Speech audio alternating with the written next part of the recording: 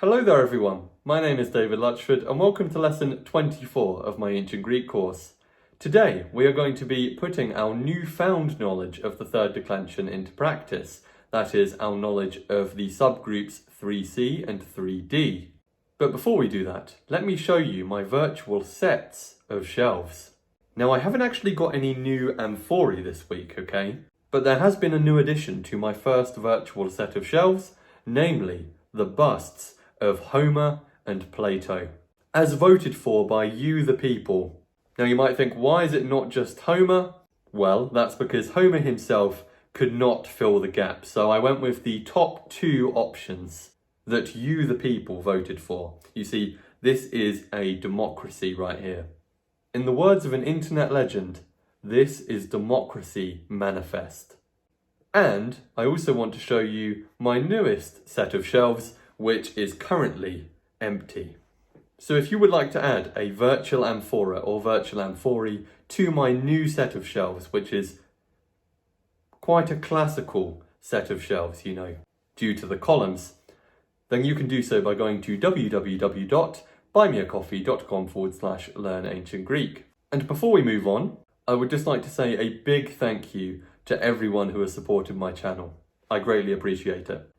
You'll notice that Mike has his own slide because of the vast quantity of amphorae that he purchased. So thank you very much once again for that, Mike, and thank you to all of my supporters. Let's get on to doing some practice with the third declension. So it's going to work as usual, okay? You know the drill if you've watched my other videos. We're going to start with a classification exercise.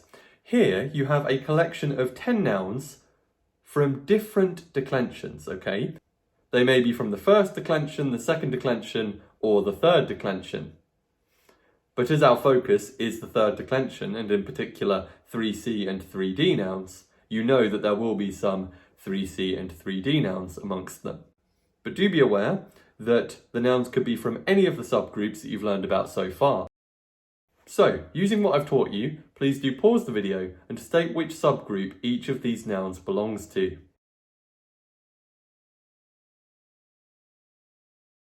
Okay, to go through the answers, the first one, krema, meaning thing in the singular or money, goods or property in the plural, is a 3B noun.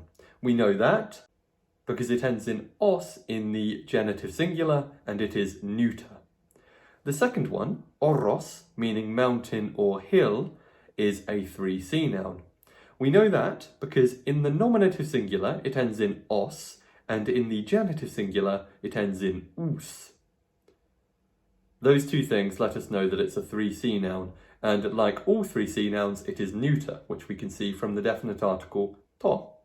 The third one, Hellen, meaning Greek, as in a Greek person, is a 3A noun. We know that because it ends in os in the genitive singular and it is masculine. The fourth one, Parthenos, means virgin, maiden or young woman, and it is a 2A noun. We know that because it ends in os in the nominative singular and ou in the genitive singular.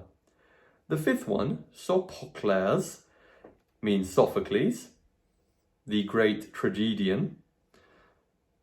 It's his name, and it's got a capital sigma at the start, so that lets us know that it's a proper name. And it is a 3D noun, and in particular it's a 3D noun of the second kind, like Heracles. We know that because it ends in class in the nominative singular and ous in the genitive singular. The sixth one, kratos, means power, might or strength, and it is a 3C noun. We know that because it ends in os in the nominative singular and ous in the genitive singular. The seventh one, limern, means harbour, and it is a 3A noun. We know that because its genitive singular ends in os and it is masculine. The eighth one, strategos, means general, and it is a 2A noun. We know that because it ends in os in the nominative singular and ou in the genitive singular. The ninth one, Aristophanes, meaning Aristophanes, the comic playwright, is a 3D noun, and in particular it's a 3D noun of the first kind, like Socrates. We know that it's a 3D noun of the first kind because it ends in ers in the nominative singular and ous in the genitive singular. Finally, a Euripides, meaning Euripides, another great tragedian, is a 1D noun. We know it's a 1D noun because it ends in ers in the nominative singular and ou in the genitive singular. I hope that you didn't get caught out there, because it's easy to think that a noun that ends in ers, if it's a proper name, must be a 3D noun. But that's not the case. There are also 1D nouns of the first kind that are proper names, and they too end in ers in the nominative singular. The difference is, in the genitive singular, 1D nouns of the first kind end in ou, while 3D nouns of the first kind end in ous. So that's how you can distinguish between them. Likewise, I hope that you weren't caught out by number 4 and number 8, which end in os in the nominative singular, but are 2A nouns because they end in ou in the genitive singular. 3C nouns also end in os in the nominative singular, but they end in ous in the genitive singular. So that's how we can distinguish 3C nouns from 2A nouns. On top of that, a 3C noun will be neuter, whereas a 2A noun will either be masculine, feminine, or common gender. Here are the new nouns that we've just met, organised by their subgroup and organised alphabetically within their subgroups. These are nouns that you should learn, okay? They're ones you'll be expected to know in my course from this point onwards. But before you note down their meanings and the other details on the screen, let's talk about some derivatives which might help you to remember some of their meanings. Parthenos does give us the word Parthenon, as in the ancient Greek temple in Athens. The Parthenon is called the Parthenon because it is sacred to Athena. Athena is known as Athena Parthenos. In Greek she's called Parthenos Aterna, meaning the Virgin Athena, because she's one of the 3 virgin goddesses. So because that temple is sacred to Athena, who's called Athena Parthenos, meaning Athena the Virgin, it's called the Parthenon. So that may help you to remember at least one of the meanings of Parthenos, namely virgin, but it can also mean maiden or young woman. Strategos means general, and it does come from stratos, meaning army, and the second part comes from the verb agor, which is the verb to lead. So a strategos is the leader of an army. And it does give us our word strategy. Strategy, etymologically, is the skill of leading an army. So if you break it down into those parts, or if you link it to strategy, it should help you to remember the meaning general. But don't confuse it with stratiotes. A stratiotes is a soldier, and stratiotes is a 1D noun. So don't confuse those. Stratos is army, strategos is general, and stratiotes is soldier. Now Hellen, meaning Greek, which has the oblique stem Hellen, is, like the name Hellas, which means Greece, related to the words Hellenic and also Hellenistic. So that should help you to remember the meaning there. But don't confuse them. Hellas is also a 3A noun, but it's feminine and it has the oblique stem Hellad. Hellas means Greece, whereas Hellen means Greek, as in a Greek person. And we can distinguish them because of the an part in both the nominative singular and the oblique stem, and also Hellen is masculine, whereas Hellas is feminine. Now I haven't had any derivatives come to mind for liman, which means harbour. If you know any, do please share them in the comments. And the same applies to krama. Krama means thing in the singular, or in the plural, it has a different meaning. It means money, goods, or property.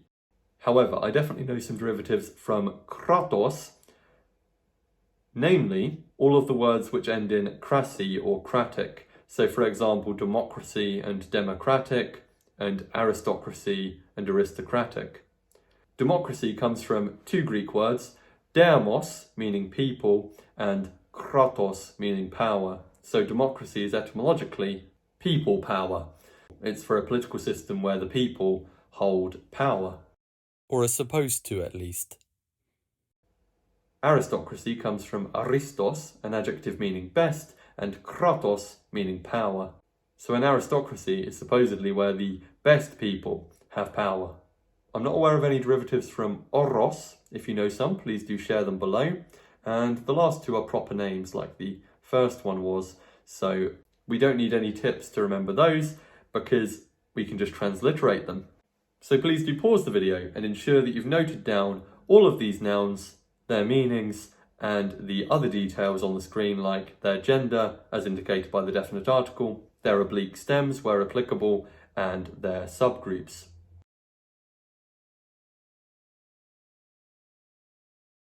Before we go on to exercise 2, here are the 3C and 3D nouns that we have already met. So if you're not certain that you do know their meanings, or their genders or subgroups, please do pause the video and note down these nouns along with the other details on the screen. But with that done, we're now going to go on to exercise 2, which is a parsing exercise. So here, I would like you to state the gender, case, and number of each of the nouns on the screen. Each of the nouns is either a 3C noun or a 3D noun. But do remember that there are two types of 3D noun, and they decline slightly differently. You know the genders of these nouns either by having learned them individually or by knowing that all nouns in that noun subgroup are of one gender. You can do that for 3C nouns, which are all neuter, and also 3D nouns if the 3D noun is a man's name, because all men's names are masculine. So that's how you know the gender of these nouns, and you know their case and number by looking at the ending and knowing which case and number that ending is used for in that noun's respective subgroup, and sub-subgroup if it's a 3D noun. Because remember that there are two kinds of 3D noun. And please remember you can abbreviate, for example, masculine nominative singular to M nom S. And the final thing is, please make sure that you state all of the possibilities in terms of the gender, case, and number of these nouns, because some of them are ambiguous. So please pause the video and state the gender, case, and number of each of these nouns, listing all of the possibilities that you can think of.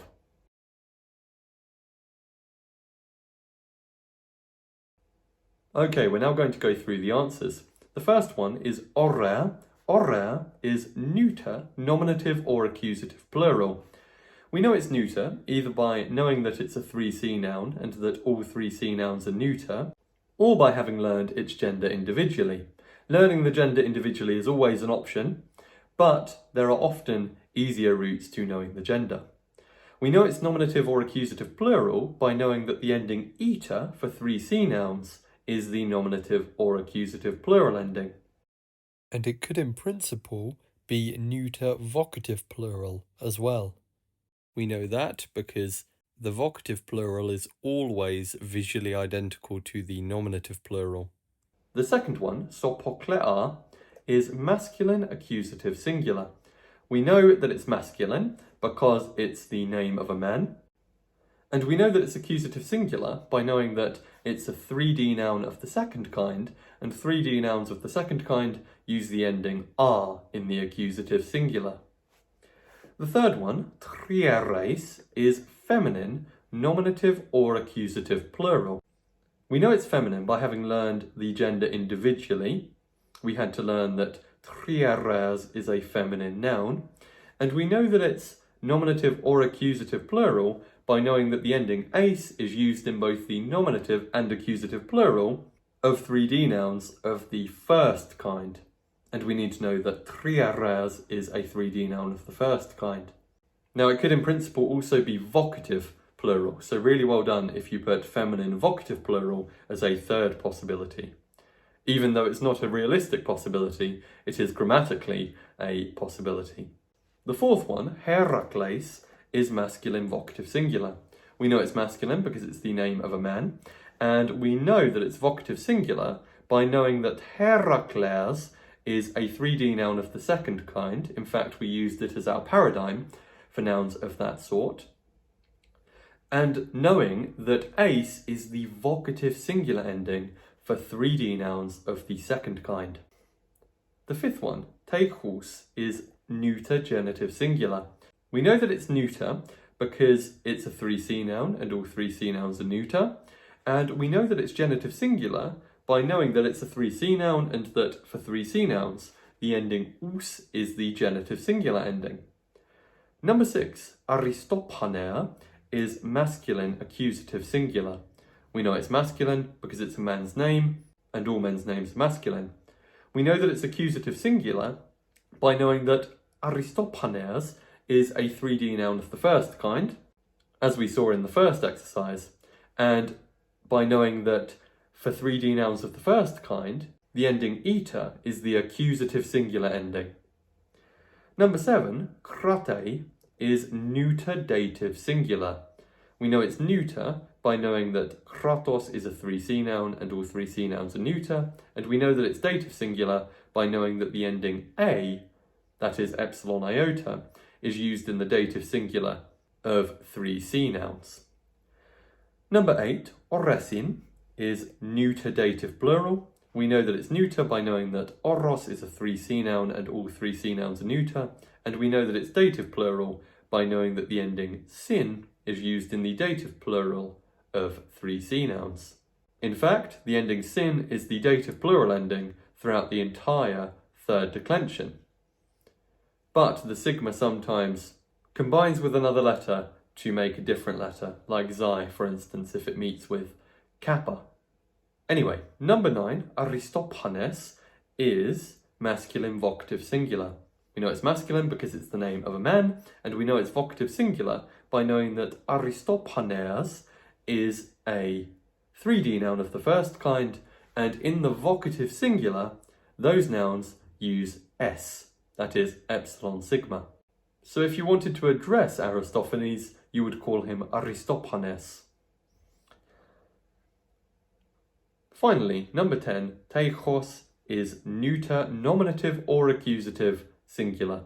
It could also be neuter vocative singular. But I'm not sure how often you're going to be addressing a wall.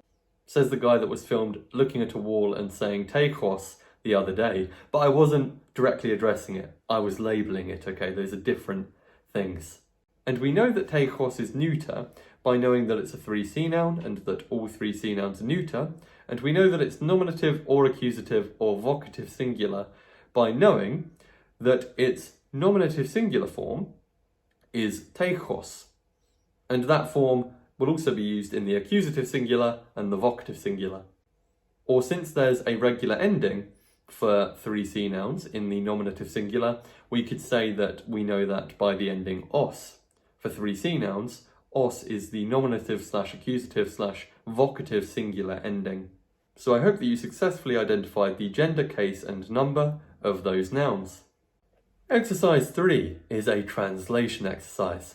Here we have 5 sentences for you to translate into English, and you've also got a word bank that gives you the meanings of the underlined words. And in the word bank, they're all in their dictionary form.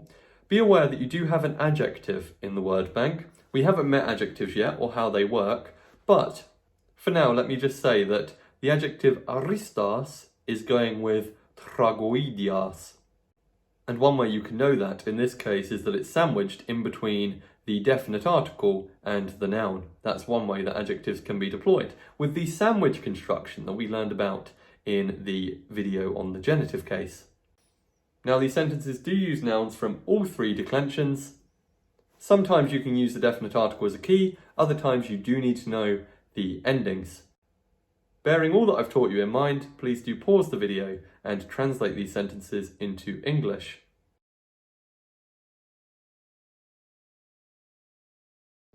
Okay, the first sentence is Honeanias triere en doi limeni horai. You should have translated this sentence as, the young man sees a trireme in the harbour. We know that it means this because Honeanias is nominative singular. We know that from the definite article and from the ending, and therefore the young man must be the subject. He must be doing the action. Triere is in the accusative singular. We know that by knowing that it's a 3D noun of the first kind, and that they use the ending ita in the accusative singular. We don't have a definite article, so we'll just say a trireme rather than the trireme, and we know that it must be the direct object. It's on the receiving end of the action of the verb. The preposition en means in or on, and it governs the dative, meaning the thing that something is in or on goes in the dative, and that thing will come directly after the preposition. So we see it here, straight afterwards, toi limeni, which means the harbour, but this phrase is in the dative singular, which we know from the definite article, and also from the ending, iota, which for 3a nouns is the dative singular ending. En requires it to be in the dative, so this must mean in the harbour. And finally we have the verb horai. Here it's hora plus a, which is epsilon iota, which is the he, she, it person ending, and we know who the subject is, it's the young man, so we know who that he is. So it's the young man sees a trireme in the harbour.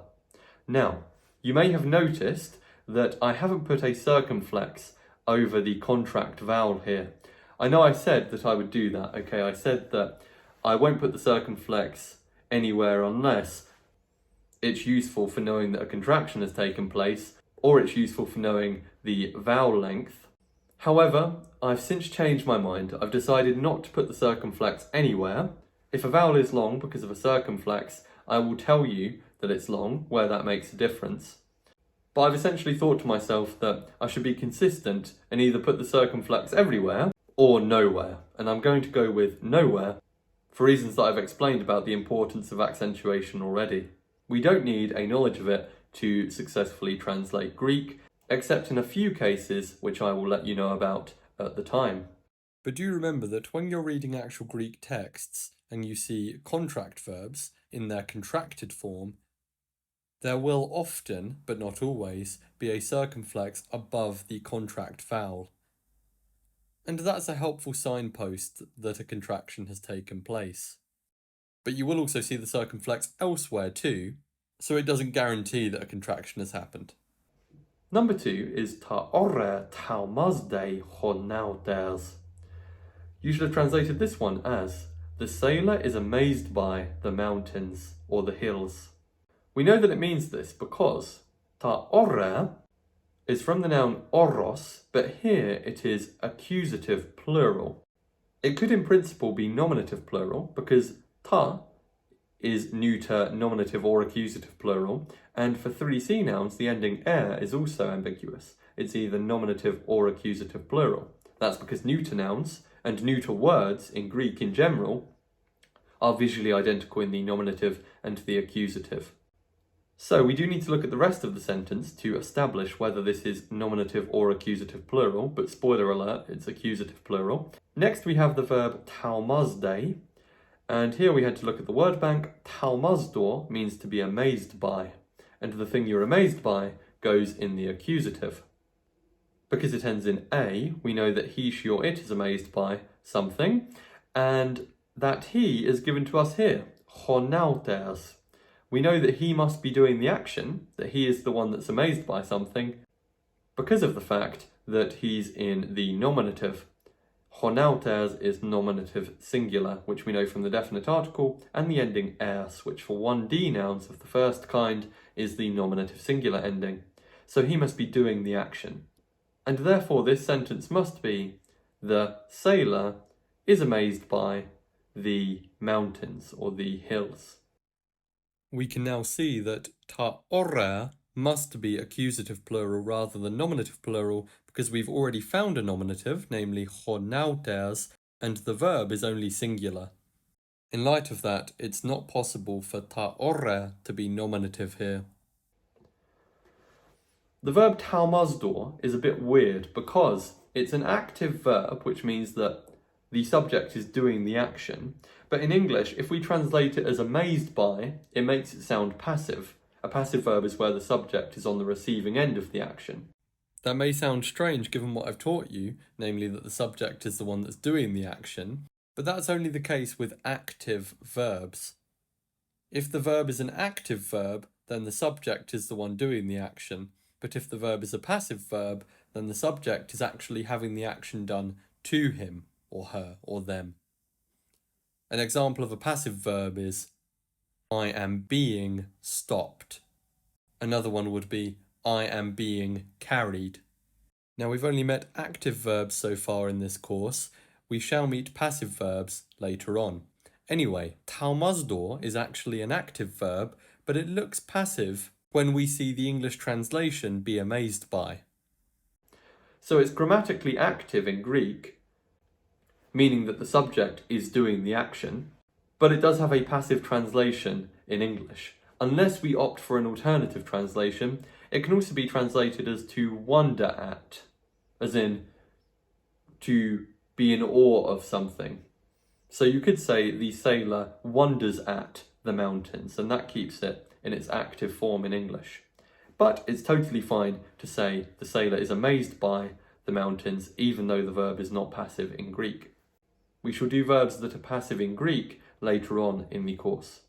And here is a nice visual illustration of that sentence. Ta orre talmazde honauters. The sailor is amazed by the mountains. Judging by his helmet, he also seems like a soldier. Let's go on to number 3. Number 3 is Hoaner to Kratos to Herakleus echei. You should have translated this one as, the man has the strength of Heracles. We know that it means this because Hoaner is the man and it is nominative singular, meaning that the man is doing the action of the verb.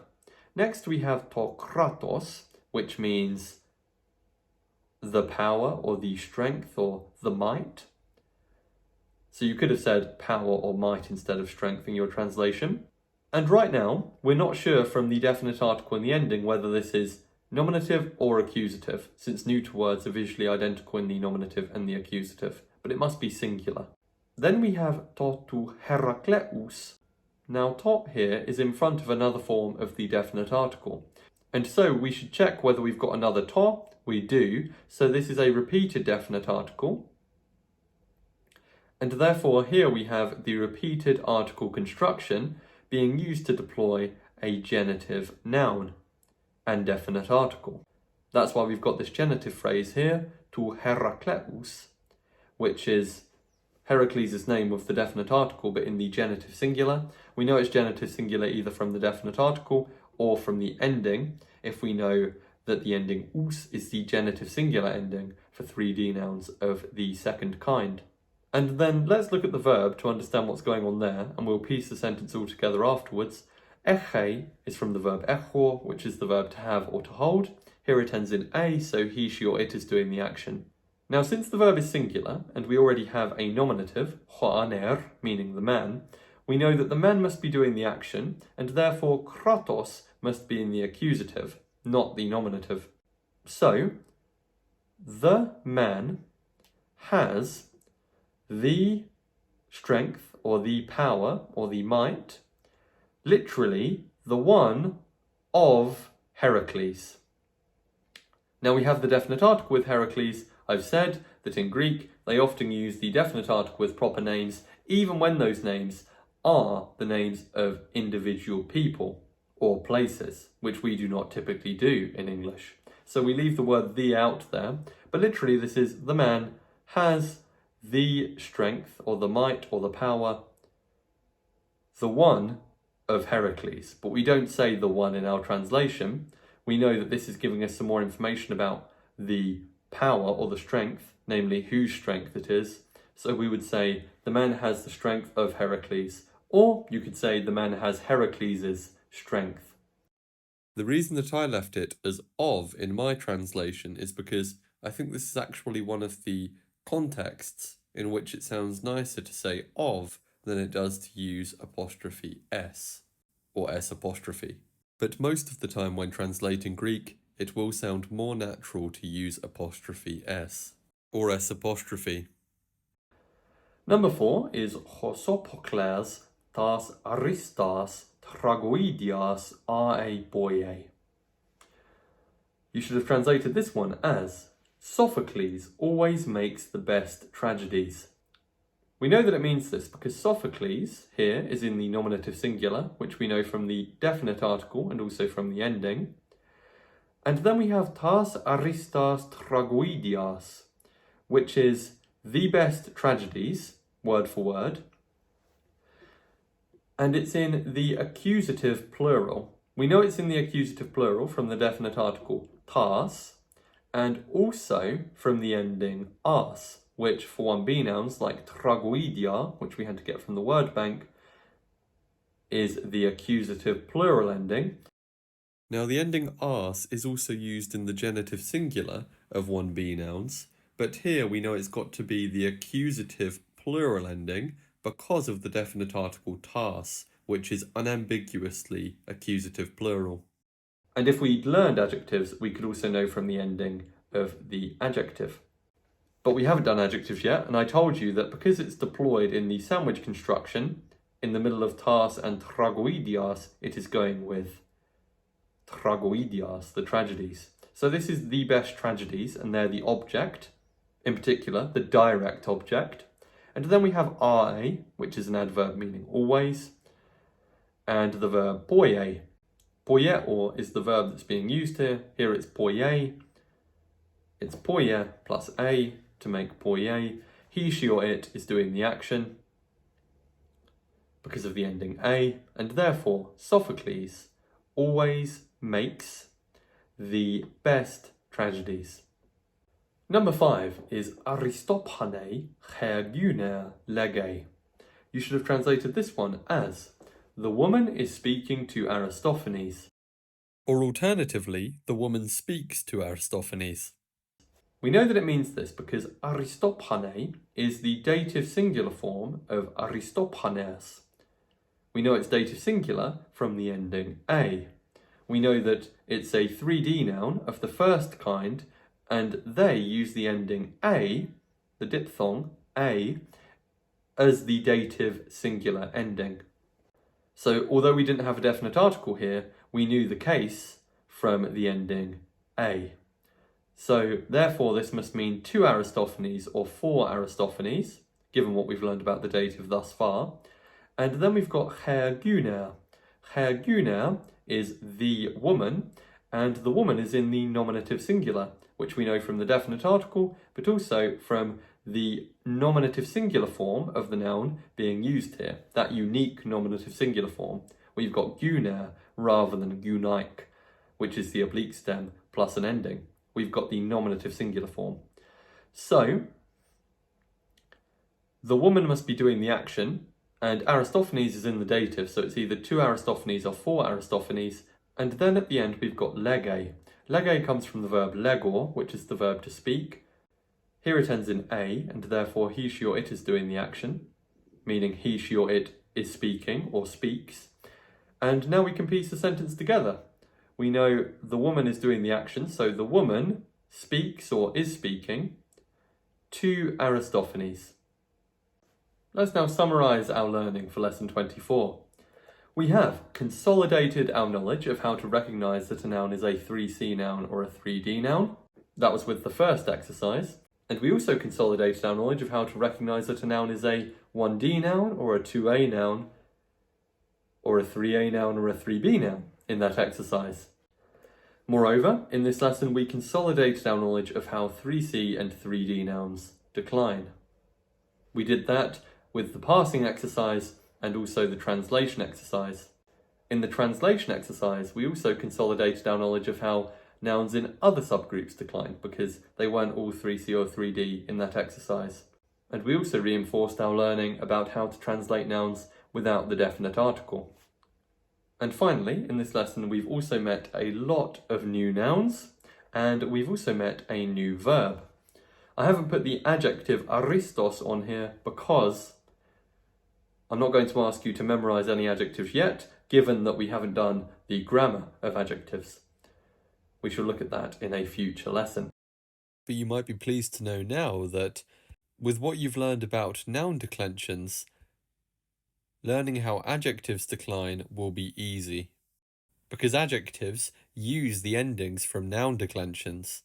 So in effect, You already know the endings that adjectives use. So when we learn how adjectives decline, you should find it very easy.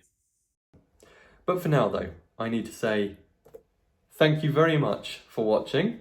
Thank you very much for following the course, and please do keep up the good work with your Greek. I know it must seem like a lot with all of these declensions to learn, but I decided it will be best to put all of the noun declensions together to get them done, essentially. But afterwards we are going to do more varied things, so there'll be greater variety in the exercises in the future. But we do need to finish the third declension first. Thank you once again for watching. I hope you found the video useful. If you did, please give it a like, and please comment with any feedback or derivatives that you have. For now though, I must say goodbye, and I shall see you again next time.